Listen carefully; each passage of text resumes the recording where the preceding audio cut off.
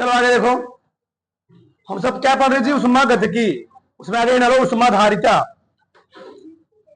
उष्मा धारिता, बोलो बता दो, लिखो। किसी पदार्थ के ताप में एकांक परिवर्तन हेतु, एकांक परिवर्तन हेतु अवशोषित उष्मा, अवशोषित उष्मा उस पदार्थ की, उस पदार्थ की उष्मा धारिता कहलाती है। उष्मा धारिता कहलाती है। ठीक, तो किसी पदार्थ के ताप में एकांक परिवर्तन है तो देखो नीचे, इसे स्मॉल एस से, उसे ये सही नियम नहीं है लिखे हो, इसे स्मॉल एफ से प्रदर्शित करते हैं। उष्मा धारिता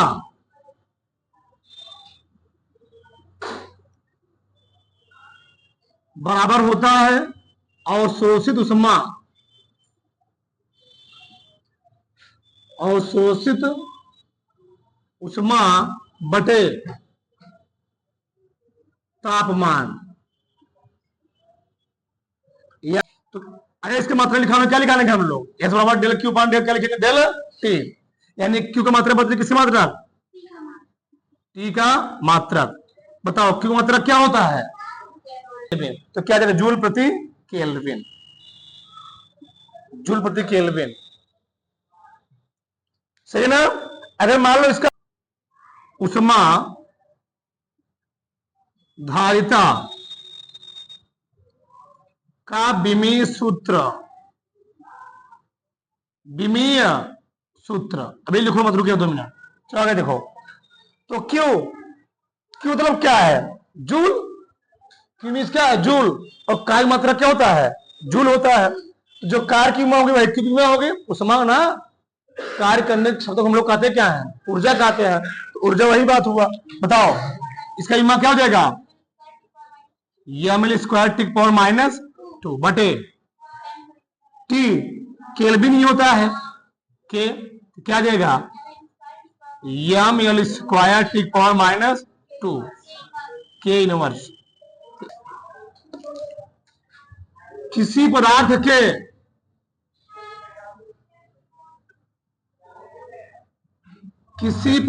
के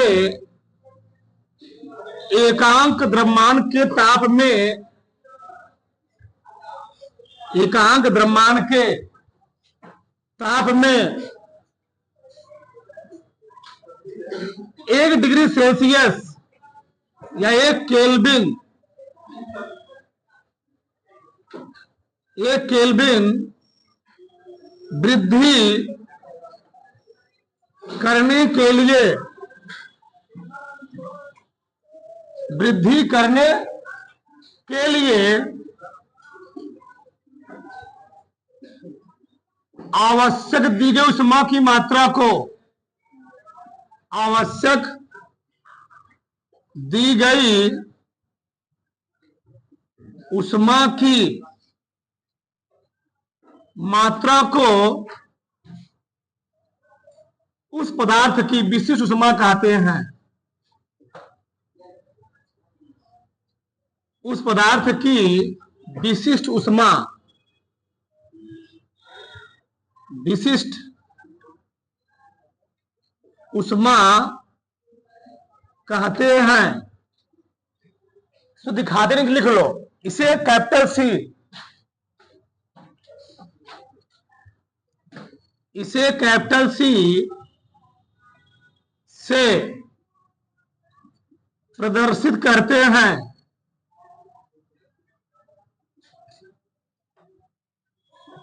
ठीक, तो किसी पदार्थ के एकांक द्रव्यमान के ताप में 1 डिग्री सेल्सियस 1 केल्विन वृद्धि करने के लिए आवश्यक दी गई उष्मा की मात्रा हम लोग कहते हैं क्या जी? विशिष्ट उष्मा। ये अभी अच्छे समझ नहीं आएगा, अब उदाहरण तो समझ में आएगा। होता क्या, जैसे मान लो, माना यदि किसी पदार्थ का, यदि किसी पदार्थ का मानव किसी पदार्थ का एकांक द्रव्यमान यम तथा डेल्टा टी उष्मा देने पर, डेल्टा टी ताप वृद्धि करने पर, कोई लिख सकते हो, उसे कोई दिक्कत नहीं। डेल्टा टी ताप वृद्धि करने पर उसमें संचित उष्मा क्यू है तो, या डेल क्यू जो तुम्हारा मन के लिख सकते हो, तो होगा क्या? डेल क्यू किन किन बातों पर डिपेंड करेगा? डेल क्यू डिपेंड करेगा दो बातों पर। पहला होगा, जो डेल क्यू होगा या क्यू होगा वो उसके भैया तापमान बढ़ाओगे, पदार्थों का उष्मा को एब्जॉर्ब करेगा। दो चीज पर डिपेंड करेगा, एक जो क्यू होगा उष्मा ताप के समानुपाती या अनुक्रमानुपाती होती है। अनुक्रमानुपाती होती है, अर्थात हम कह सकते हैं जो Q होगा वह डेल टी क्या होगा? समानुपाती। इस वाले समय का हम क्या मान लिया? एक, किसी पदार्थ को टेम्परेचर दोगे, क्या उसकी उष्मा मात्रा नहीं बढ़ेगी? बढ़ेगी। उसमें उष्मा मात्रा क्या होगी? बढ़ेगी। उष्मा पदार्थ के द्रव्यमान के अनुक्रमानुपाती होती है। द्रव्यमान के क्या होती है? अनुक्रमानुपाती होती है। देखो भैया, इसका क्या मतलब क्या है?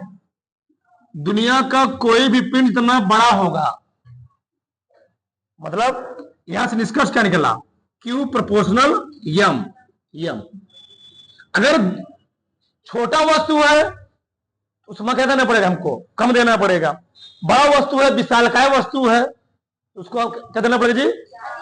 घर में कढ़ाई में जब खाना बनता है हम लोग स्टोव क्यों जलाते हैं? छोटका वाला। और शादी से जब विवाह होता है क्या क्या होता है? बालकवा जलता है, स्टोव में स्टोवा जलता है वहां पर। ठीक।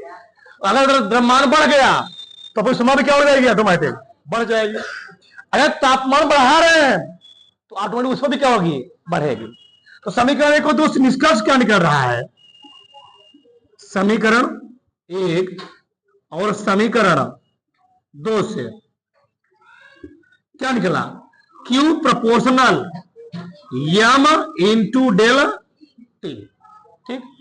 प्रोपोर्शन हटाने के लिए कहां से लगाएंगे? तो आ जाए Q बराबर C लिख दो, यहां पर वही होता है विशिष्ट उष्मा, C इंटू यम टी। हमको निकालना क्या है? C। तो C और क्या हो गया?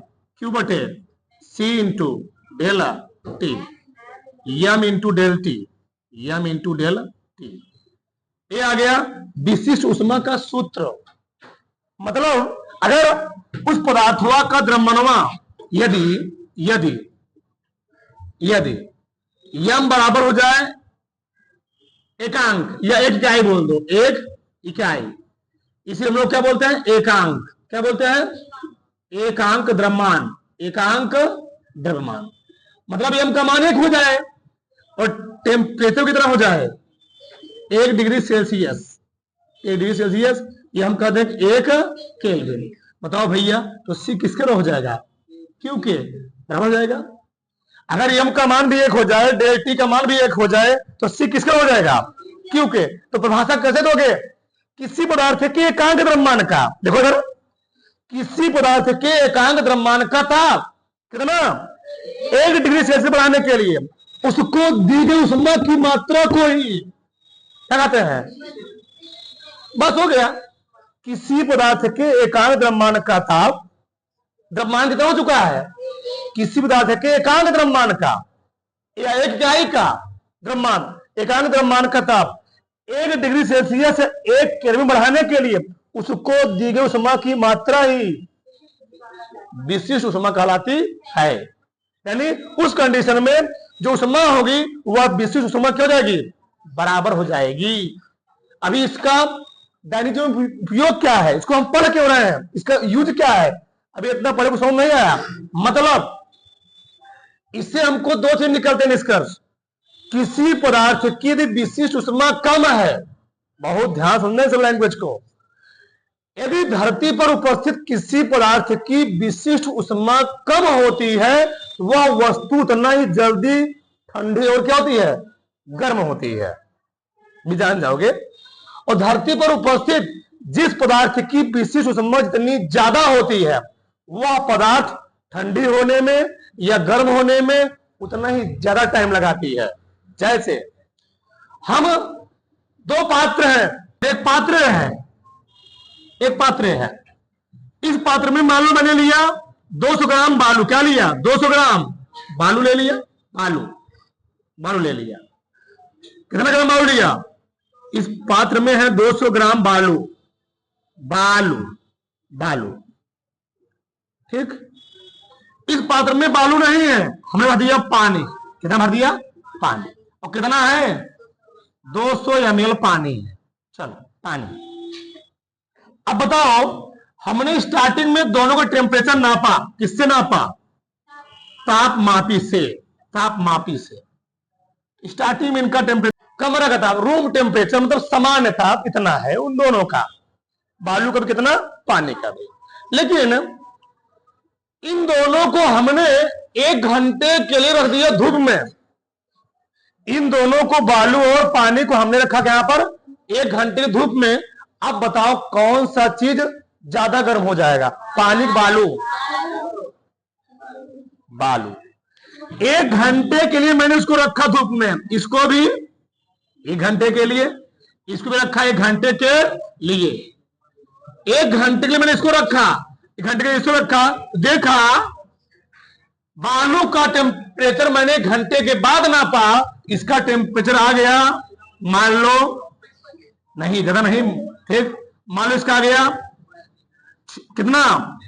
38 डिग्री से, कितना आ गया? 38 डिग्री सेल्सियस मान रहा हूं मैं, ठीक। चलो इसका कितना आ गया? इसका 30 डिग्री सेल्सियस। तो हुआ क्या? क्यों हुआ ऐसे? मतलब इसका तापमान बढ़ गया, इसका टेम्परेचर क्या हो गया? इसका टेम्परेचर हुआ, इसकी टेम्परेचर क्या हुआ? कम बढ़ा। इसका बहुत ज्यादा बढ़ गया, इसका क्या बढ़ा? कम बढ़ा। बात लेकिन क्या बढ़ा? कम बढ़ा। बात में समझा? तो ऐसा हुआ क्यों? क्योंकि हम जानते हैं अगर कोई किसी पदार्थ की विशिष्ट ऊष्मा जितनी क्या होती है? कम होती है, तो वह वस्तु क्या होती है? उतना ही क्या होती? जल्दी क्या होती है? ठंडी होती है, जल्दी क्या होती है? गर्म होती है। और किसी पदार्थ की विशिष्ट ऊष्मा जितनी क्या होती है? ज्यादा होती है, वह पदार्थ ठंडी होने में उतना ही ज्यादा टाइम लगाएगी और गर्म होने में उतना ही क्या लगाएगी? ज्यादा टाइम लगाएगी। मतलब अगर देखा जाए तो बालू और पानी में, इन दोनों में किसकी विशिष्ट ऊष्मा सबसे ज्यादा होगी? पानी की विशिष्ट ऊष्मा क्या होगी? ज्यादा होगी। क्यों भैया? ये पहले पहुंच रहा है 38 पर, क्या पहुंच रहा है? अभी 30 पर है, इसीलिए अभी तुमको सही समझ नहीं समझना होगा। तुम लोग केयर करते होगे, जब अस्पताल में कोई रोगी क्या होता है, मतलब कोई रोगी है, उसको गर्म पानी से क्या किया था? थोड़ा उसको क्या किया है? लगाते हैं बुखार वगैरह में, गर्म पानी होता है, कपड़े में भिगे क्या करते हैं? सर पर रख देते हैं। तो क्यों गर्म पानी रखते हैं? क्यों? क्योंकि वो जान रहे हैं पानी जब मैं गर्म करूंगा उसको ठंडा में क्या लगेगा? ज्यादा टाइम लगेगा। ज्यादा टाइम लगेगा क्योंकि उसकी विशिष्ट ऊष्मा क्या होती है, ज्यादा होती है। तुम एक पात्र में, बोलो मत, एक पात्र में तेल को गर्म करो, एक पात्र में पानी गर्म करो, देखोगे पानी की अपेक्षा तेल होगा ना वह पहले ठंडा हो जाएगा, क्योंकि पानी क्या होगा उससे कुछ देर बाद ठंडा होगा। क्यों? पानी की विशिष्ट ऊष्मा तेल से क्या होती है, ज्यादा होती है। तो जिस पदार्थ की विशिष्ट ऊष्मा ज्यादा होगी उसको ठंडा होने में टाइम ज्यादा लगेगा। इसका तो क्या है, इसका तो यह है अगर तेलवा जो गर्म हुआ था वह ठंडा हो रहा है 10 सेकंड में, तो जो पानी ठंडा होगा वह ठंडा होगा 18 सेकंड में, 20 सेकंड में। नहीं समझे हमारी बात? तो टाइम बढ़ जाएगा। अगर तेलवा गर्म हो रहा है, अगर तेलवा ठंडा होगा 10 सेकंड में, तो तेलवा जो गर्म भी होगा ना वह कितने टाइम में गर्म होगा? मान तेल गर्म हो रहा है 20 सेकंड में, तो पानी 20 सेकंड गर्म नहीं होगा, पानी गर्म होगा 30 सेकंड के बाद गर्म होना शुरू होगा। क्यों? जिस पदार्थ की विशिष्ट ऊष्मा ज्यादा होगी उसके ठंडा होने की दर भी ज्यादा होगी और गर्म होने की दर भी क्या होगी, ज्यादा होगी। अगर पानी की विशिष्ट ऊष्मा सबसे ज्यादा है तो वह गर्म क्या होगा, तो ज्यादा टाइम लगेगा तेल की अपेक्षा। मतलब हमारे कहने का मतलब है तेल पहले गर्म हो जाएगा और पानी क्या होगा, तेल से कुछ देर के बाद गर्म होगा। ये होती विशिष्ट ऊष्मा की मांग। हाँ, विशिष्ट ऊष्मा कहते हैं हम। तो दिन के समय हुआ क्या, दिन के समय में जो नदी किनारे या समुद्र किनारे बालू थी उसने क्या ऊष्मा को एब्जॉर्ब कर लिया।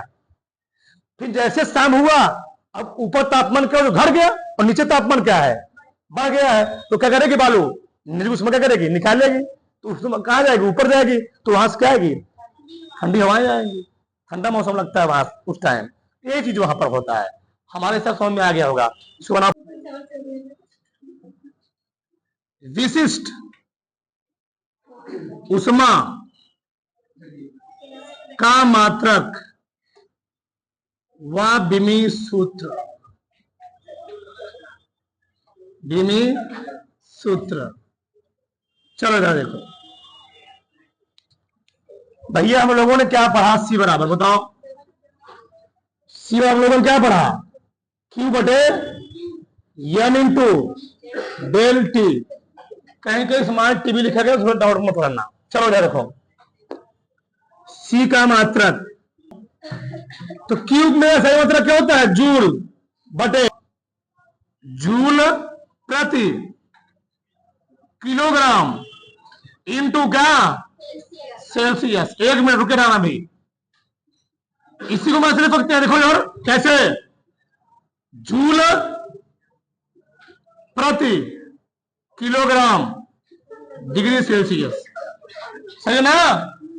आगे देखो, अगर हमको इसी लिखना हो सीजीएस मात्रक, क्या लिखना हो, सीजीएस मात्रक, तो जहां पर जूल है वहां लिख दो कैलोरी। क्या लिख दो, कैलोरी। कैलोरी मतलब होता है सीजीएस मात्रक, ध्यान रखना। तो सी का सीजीएस मात्रक, सीजीएस मात्रक क्या बताओ, जुगल स्थान क्या रखोगे, कैलोरी। और जहां पर किलोग्राम लिखे हो ना वहां क्या लिखो, gram. CGS centimetre gram second. यहां पर तुम चाहे सेल्सियस लिखो चाहे केल्विन, कोई दिक्कत नहीं, ठीक। हाँ बताओ क्या कहता है तब, कैलोरी प्रति ग्राम इंटू सेल्सियस, सेल्सियस, सही ना। तो कैलोरी प्रति ग्राम सेल्सियस, सेल्सियस,